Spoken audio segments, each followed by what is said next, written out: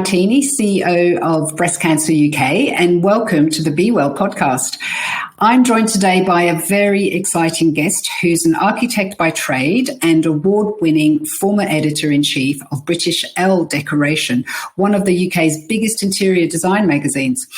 Now, if you haven't yet read her absolutely gorgeous book, Happy Inside, How to Harness the Power of Home for Health and Happiness, then you've probably seen her face on TV as a lead judge on the BBC Netflix series Interior Design Masters, and also as co-host for Grand Design's House of the Year.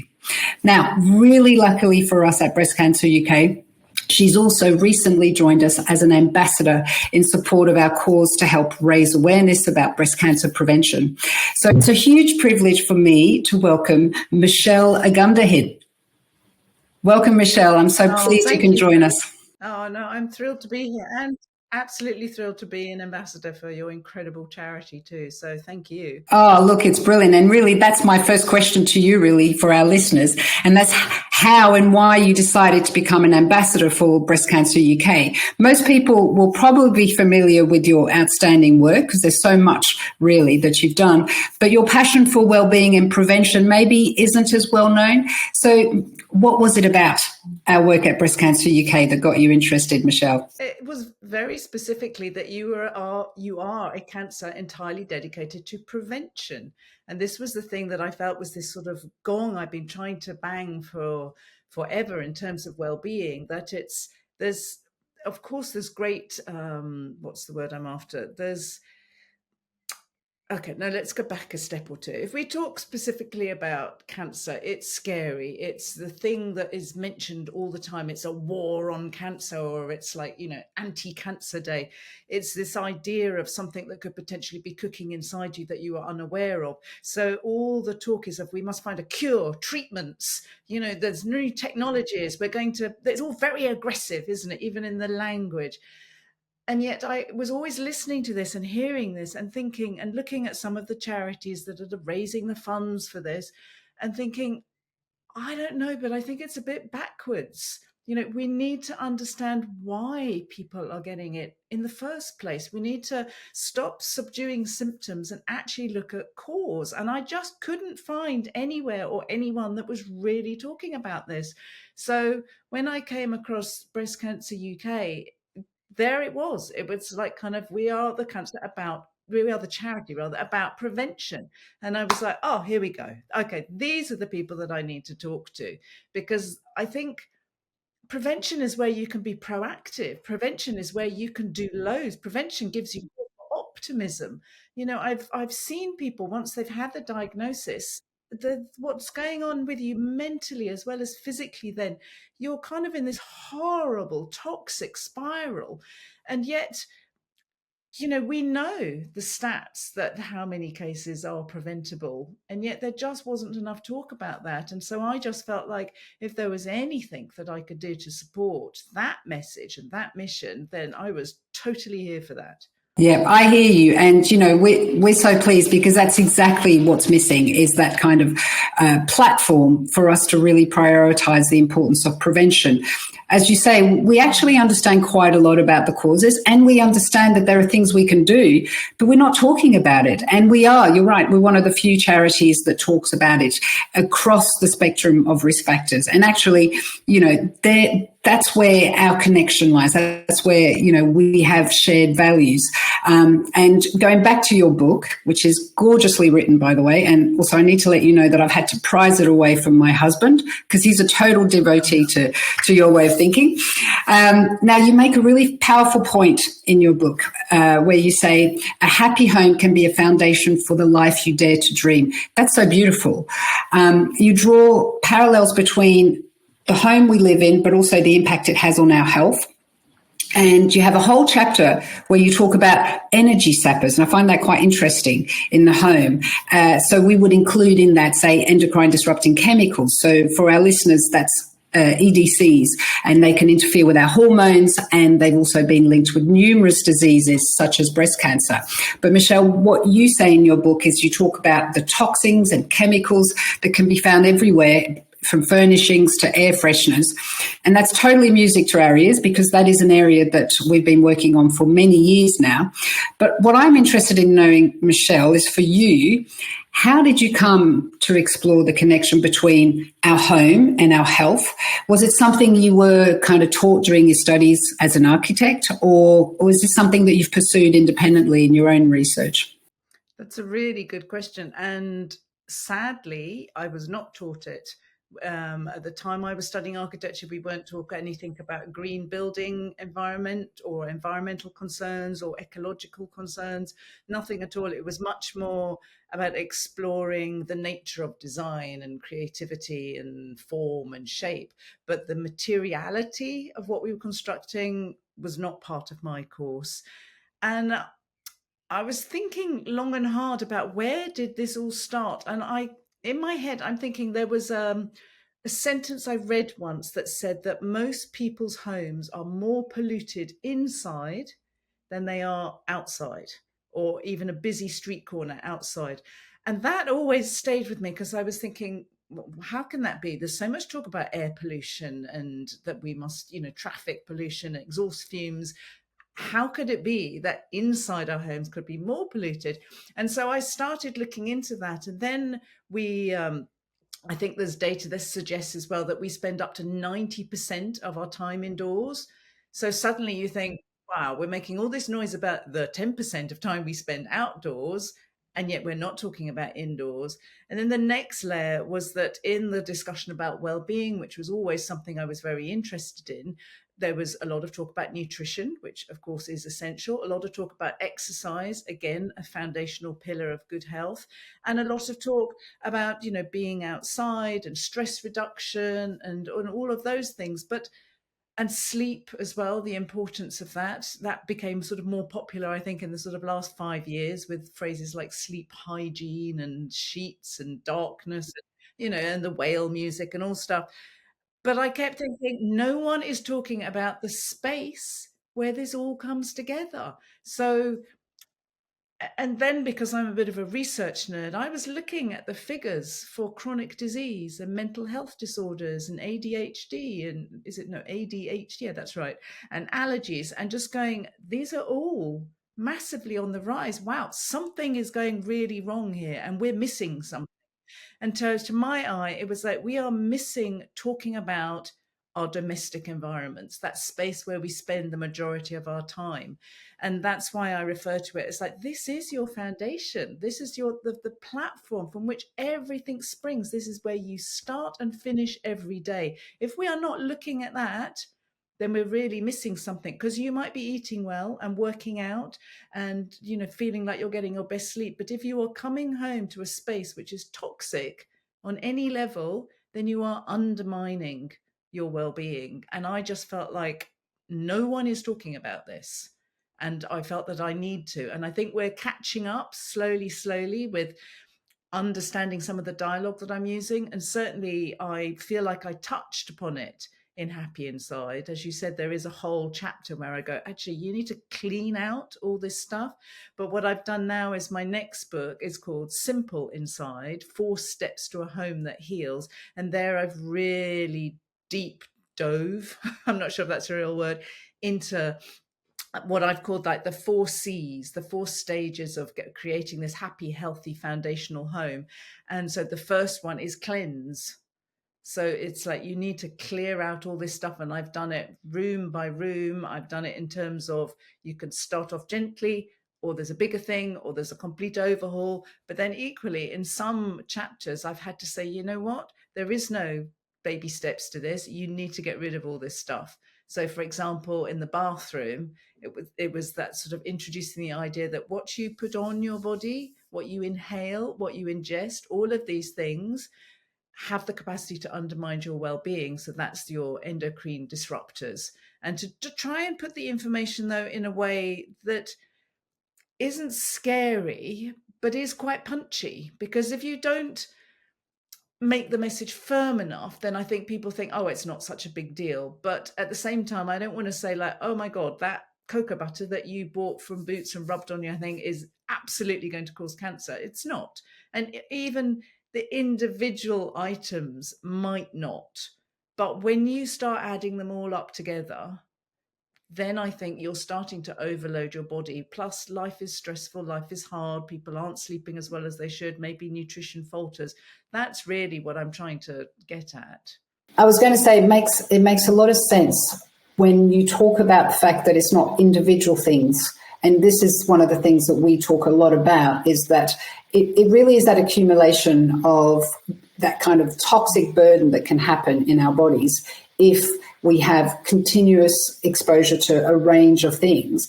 But it is really shocking that those stats you mentioned about how more toxic our homes are than being outside on a busy street.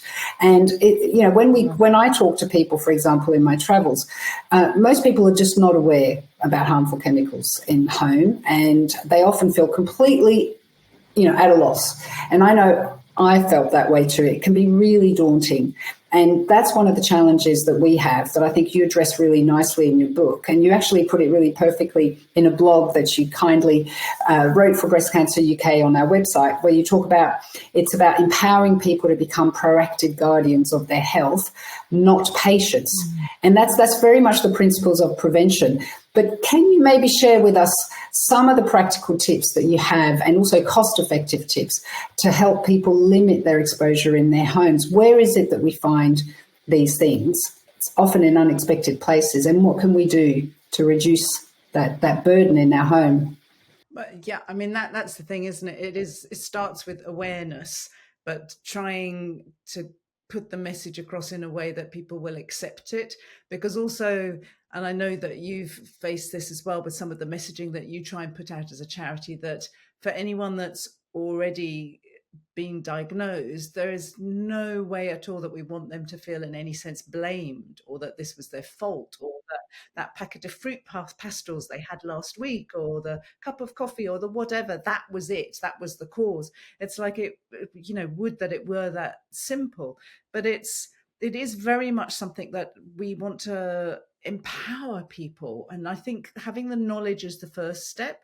So being able to share with people and go, actually, did you know that this isn't actually the healthiest option? Or there is a reason why this is so cheap, okay? Because it's full of stuff that's chemical in origin, entirely synthetic. And this is not what you want to be surrounding yourself with.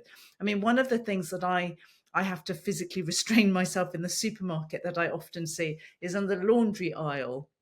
And you see people going down and uncorking bottles of fabric softener and having a good old sniff and kind of thinking, oh, which fragrance do I like the best? And I kind of, the thing I've tried to, I think, explain was like, you have to ask yourself, what chemicals have they used in this product that mean that you can run through a whole wash cycle that is designed to remove dirt and toxins, and your clothes come out still smelling of it?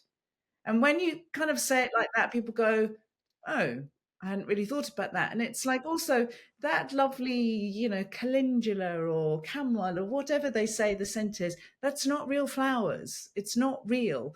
And so I think one of the biggest things that shocked many of my friends, and I was like, you know what, if you make one change, could you do this for me? Is to remove all synthetic perfume. And when you think about it, particularly for women, and I very much used to do this as well, we spritz ourselves all over our chest, don't we, with our favorite perfume. And we think that we've bought an expensive one and it came in a fancy, beautiful bottle. It's a chemical cocktail entirely of like synthetic origin, unless it very proudly says on the bottle that it is not. And we know that these things will be absorbed into our skin and potentially have this very injurious effect on our very cells. And so one of the, I know I'm jumping around a little bit here, but one of the things I found incredibly fascinating, and I'm hoping it will be a new way to explain it, is I actually got into, and this is seriously nerdy, into oh gosh, now my brain has gone. Well, it's a type of the analysis of physics where you're looking at a cellular level. And I found it helpful to, if we think of our bodies as basically this wonderfully cooperative community of individual cells.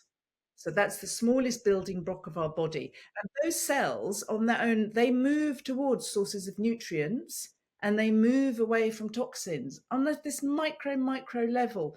And yet, our whole body is incredibly designed that although each cell knows exactly what it's doing and it has intent and it has purpose, it works as a cooperative community. And so it was trying to say then, like, we know on a cellular level that you put this chemical here, they will move away from it. They don't want to be around it.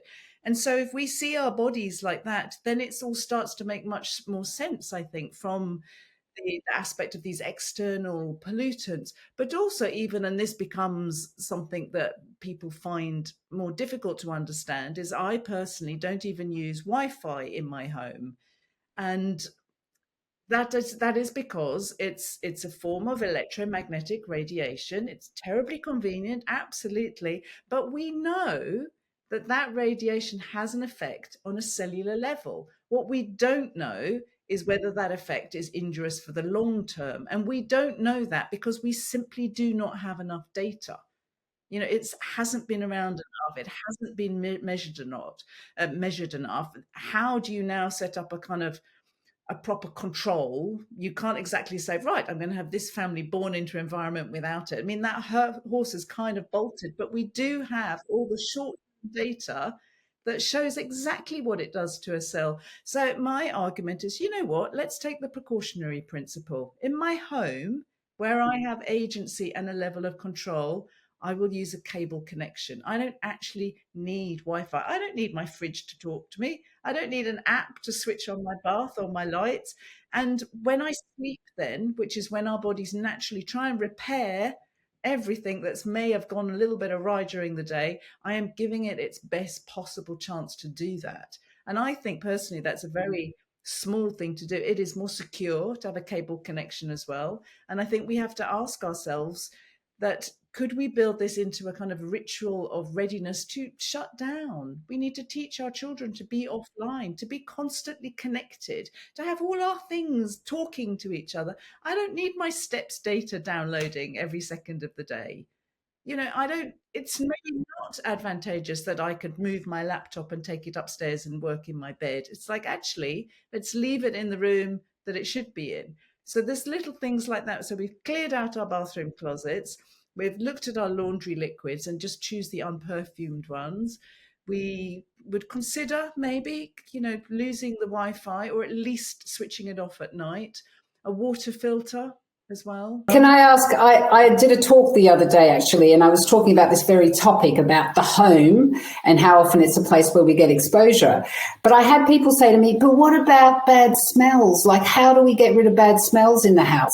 What would you say to them? Well, this is the thing, that when we're talking about toxins, the toxins we're talking about aren't the obvious ones. They're not the dust and the dander and the bad smells, but they are mold. They would be mildew.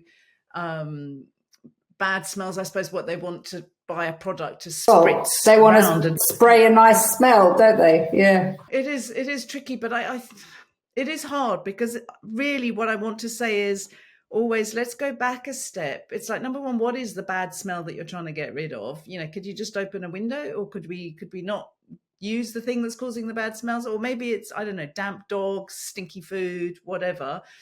Number one, open the window if we can. But number two, there are natural alternatives. I think one of the most beautiful kind of centerpieces on any table is actually rosemary, which gives off a wonderful smell. Houseplants can absorb bad odors to a certain extent. Half an onion in the fridge will get rid of odors from there. Or introduce, yeah, apparently, or scented flowers. I think we have to get over.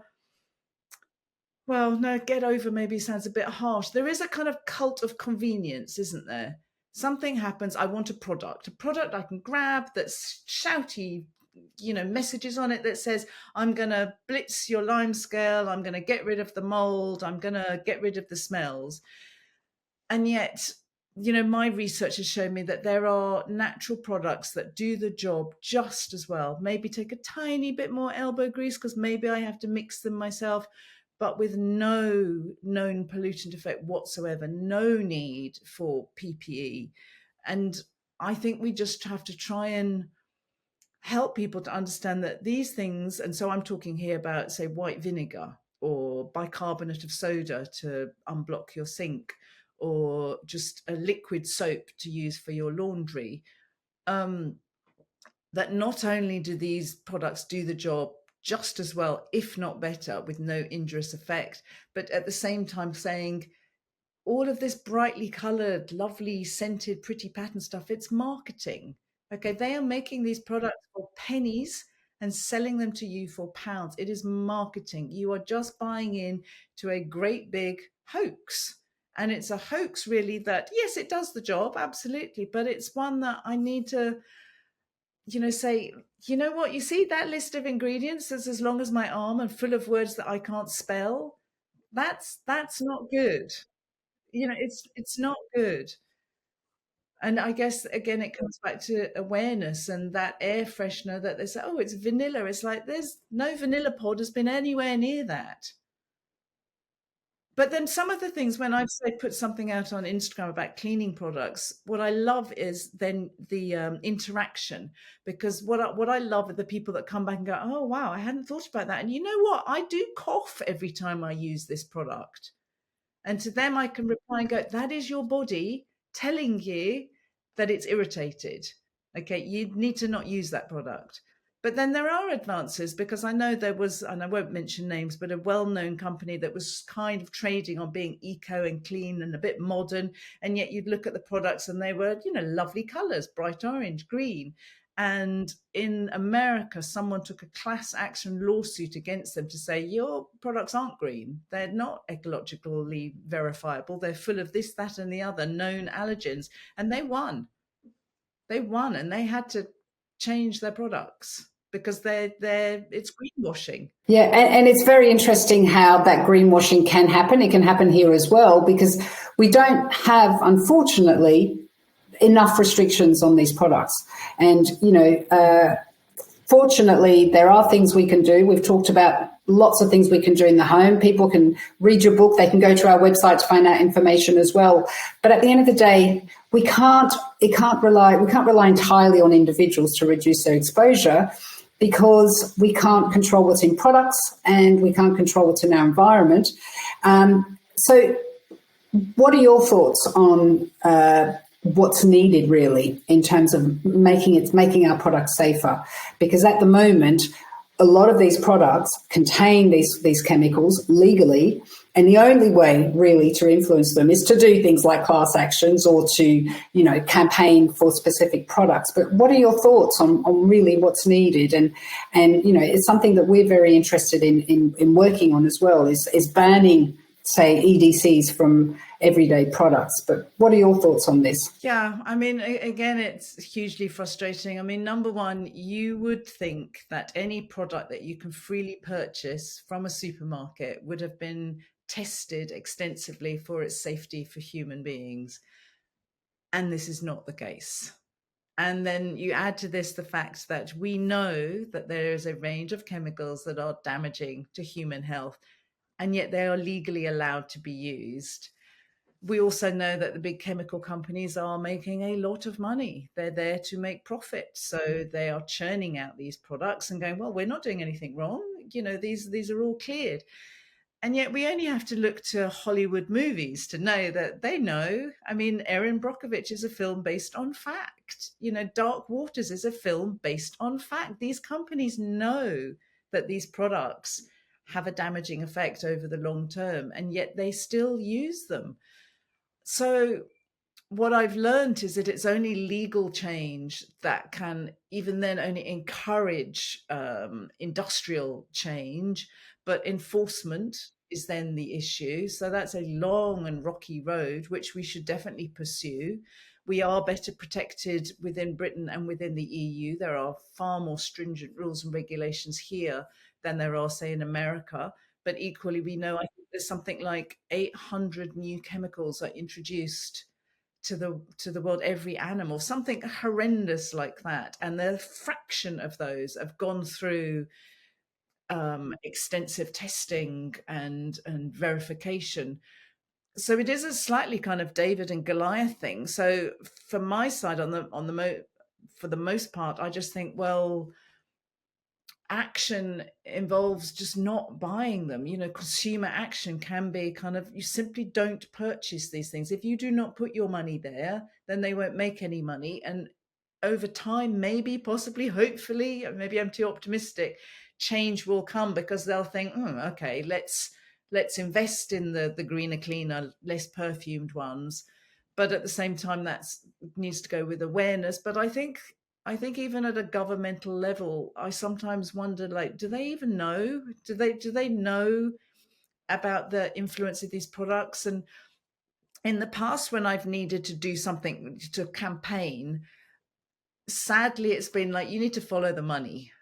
So we need to say things like, I found a fact in a nutritional journal the other day that said that the cost of not, say, prescribing nutrition or helping patients to understand the efficacy of good nutrition was 20 billion pounds. So that's how much could a billion. I mean, I had to read it twice. I actually posted it on Instagram the other day because I was like, I'm really shocked by this. But the actual instance of malnutrition is incredibly high in this country. And you just think, in the 21st century, how can that be? And yet you'd think that would be something that would be so obvious. You will save money. We'll save money in hospital care and social care and follow-up care by simply educating people to be more aware about the benefits of good nutrition. And so in a way, I almost feel we need to find out how much money someone will make by making safer products, or how much. Do you know what I mean? And that sickens me, but I actually think it's the only way that you get governmental or legal change. One of the issues I think we have in the UK is just the sheer lack of understanding and knowledge around the presence of these products and these chemicals. I mean, they're invisible. When I go out and do talks, I always ask people, are you familiar with EDCs, things like forever chemicals, PFAS? And most of the time it's a sea of blank faces. People aren't aware. And I do think that without that knowledge, there's no power for the public to demand that their favourite products don't contain these chemicals, or that, our government, has more stringent regulations.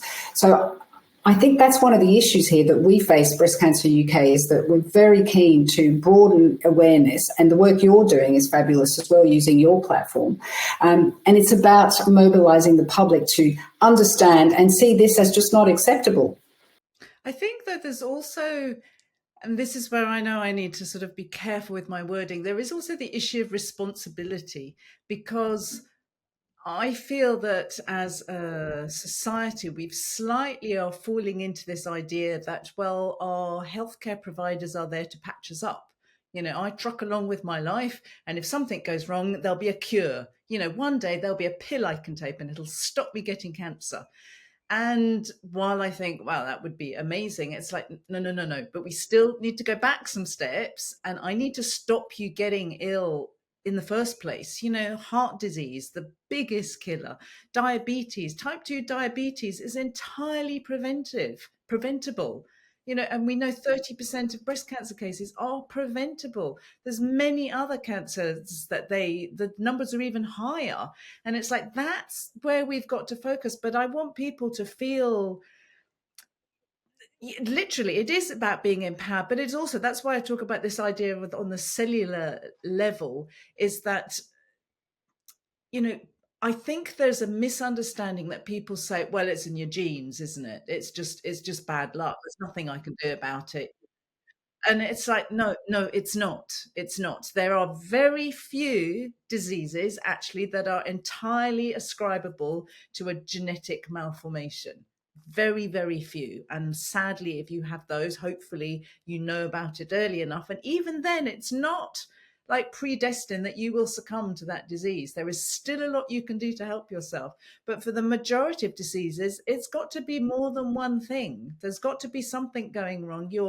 Your immune system is not able to cope because perhaps it's being assaulted on too many levels. And that's the bit where I think that should be cause for celebration. That should be cause for standing on soapboxes and going, oh my God, you're telling me that, like, even if I have some dodgy genes, I can still do stuff to help myself. And it's like, yes, you absolutely can. And it's been proven as well that on a cellular level, even if you have some dodgy genes, there are external things that you can do that will switch off those genes. So it's all possible. It's all possible. But part and parcel of that is actually believing that it's possible and not buying into this pervasive myth that, well, it's too late, the horse has bolted, I'm surrounded by chemicals, there's nothing I can do. And it's like, no, that's where my phrase about, I want you to be proactive guardians of your health, to believe that it's possible, not passive patients just waiting for someone to patch you up. And there's also the issue that, our healthcare providers, as magnificent as they are not soothsayers. They do not know what is going on in my body as opposed to your body, and just absolutely by some kind of miracle of learning know what to do on every case. We are all individual. So there's also that sense of trying to encourage people to know your own normal, I think is the phrase I used in my first book. It's like, know what feels right for you. So then you can be aware of, you think, you know what, I don't feel quite right. And then to understand the power of diagnostic testing, if possible. But if we underpin all of that with, let's just clear out the known toxins, which, as you said, they're not the obvious stuff. I can't smell it, I can't see it. And it is too easy for people to think, well, if I can't smell it and I can't see it, it's not going to hurt me, is it? And then you go, well, kind of look at the stats. Something's hurting us, but how to deliver all of this in a way that doesn't make just people go, oh my God, I don't want to hear, it's all too awful, there's nothing I can do. I find this research incredibly exciting because it makes me feel like, brilliant, there is something I can do right now at this precise moment. I am not aware that anything is going wrong in my body. So right now, in this beautiful moment, there is loads that I can do. And if something is going a little bit awry, then I am doing my damnedest to get it all cooking back on track again. And I just think, isn't that exciting? Isn't that what we want to share? Isn't that what we want to get out there?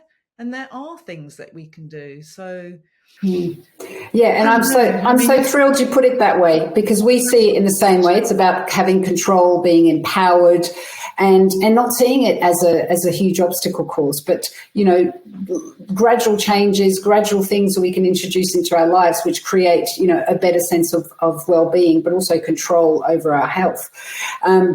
I think this is a fantastic point now for us to kind of move to our standard be well questions, which we ask all of our guests. And we're going to kind of put things on their heads a little bit by asking you this next question. And that's, you are known for having such an amazing approach to well-being, but do you have any guilty pleasures, Michelle? Oh, I love this. And I'm probably stealing this from someone else, but if it gives me pleasure, then I have no guilt about it whatsoever. Great way of answering the question. Yeah, you're absolutely right. And if it is a pleasure, then you wouldn't want it to be attached with any guilt. What about all of your accomplishments? I know you're writing a new book at the moment, and we're keen to see that come out.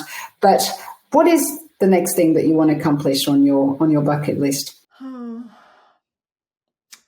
I do find myself more and more passionate about this message because I run something called Substack, or, well, I don't know if running is the right way, but it's a blogging platform, a writing platform, and I'm sharing all my writing on that. I am in the midst of training to be a nutritional consultant, because I realized that was another little bit of knowledge that I really wanted to kind of grow and learn. And the more I read there, the more I think, oh my goodness, this is so important. And so I just feel very cool to keep sharing that information. So at the moment, I was literally researching about water. water, and like how it's not as clean as we think. So there is that I was already aware of, but also the importance of hydration, that every single cell in your body functions better when you are well hydrated. And it's something so simple. And yet I was like, you know what?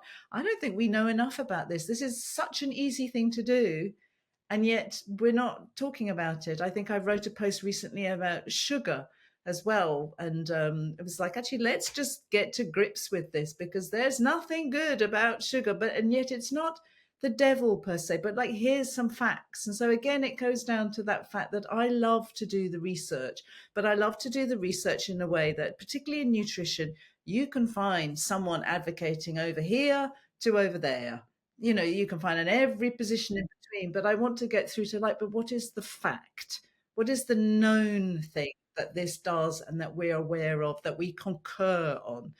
And so I feel very driven that I just want to keep doing that, but in that whole holistic model of the home. So also to learn more about the green building materials, that I'm in the midst of a big transition myself, which will be to buy a new home that I want to strip to its bones, put in the heat pump, the solar panels, and to learn it on the ground, because I think it's, never knowingly endorsing something that I haven't tried myself. So they're all interrelated, but it's all about kind of research and knowledge, and just the more I learn, the more you realize you don't know. So I just want to keep doing that, and to keep writing, and then put it all into practice in my own new home. I've got this vision of a kind of homesteady type thing. I grow vegetables. I'll try to grow vegetables. I want to be outside, but we need to And battle stuff. we can share this with you through your books and your blogs. But what about books or a film or podcast that's inspired you to be well, that you'd like to share with our listeners? Oh, that's another amazing question. I read a lot of non-fiction and quite nerdy stuff, but actually, because I'm sort of in transit and moving houses and was packing up all my books, I realized I had a lot of books by Paulo Coelho, who wrote The Alchemist. And many people don't like his writing because it's quite simplistic. But I had a lot of books, and some of them I was thinking, I don't remember this story at all. So I brought some of them with me, and I've been rereading those and actually finding them very beautiful. And I think there's a learning in that if you can make a message very simple and bring in the power of analogy and metaphor, that this can actually be a way to help people understand. And I think there's great teaching in what he says, and they're also remembering that we are also spirit beings. There is the physical, there is the mental, but there's also the spirit, and that we neglect that at our peril. So I've been rereading a lot of his books and finding that actually very beautiful and very supportive. Oh, that's lovely. We'll make sure to include all of your recommendations in the show notes. But lastly, people can find you on Substack. Do you want to share with us where they can find more of your work? Yes. Well, you'll have to learn to spell my surname, but most things are michelleogundehin.com is my main website, which acts as a conduit to everything. My Instagram is the same, Michelle Ogundehin. My Substack, same again, michelleogundehin.substack.com. But more or less, if you land on any of those, no, I think one was enough. So more or less, if you put that name in, spell it correctly, then all my stuff will come up. I try and make it as easy as possible to find. And most of it is free access as well, because I just want to get the stuff out there. And I invite comment. I invite the dialogue. I invite people to kind of go, actually, you're wrong about this, or I don't understand this, or tell me more about this. I want to know that, because then that's how I grow and I learn as well. No, that's wonderful. And I have seen that too. I follow you on Instagram, and I've seen just how much you communicate with people, and how fascinated you are by people's input. So yeah, I definitely recommend people head to your social media. Thank you so much for sharing this really fabulous time with us and sharing your thoughts and ideas. You're a great inspiration. We're thrilled to have you as our ambassador, Michelle, and I look forward to continuing to work together. Absolutely. So do I. Onwards and upwards, as I like to say.